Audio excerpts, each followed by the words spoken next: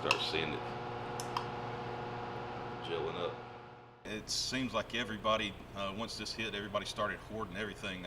We have multiple wholesalers we buy from, and I can't even get alcohol swabs, much less, alcohol in a bottle, isopropyl alcohol.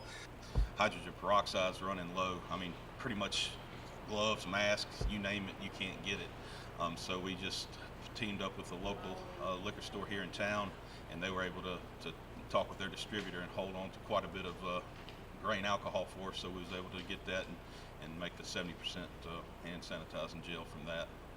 So basically what we do is we get the 190 proof, the 95% grain alcohol, and we, as a stock solution, we use it as a stock solution.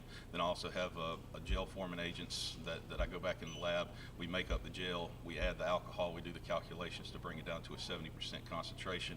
Makes a nice semi-viscous hand gel, help keep it in its place to help kill the germs. Yes, and multiple local businesses with multiple locations and employees calling now. We've actually even had a hospital in the South Georgia area give us a call.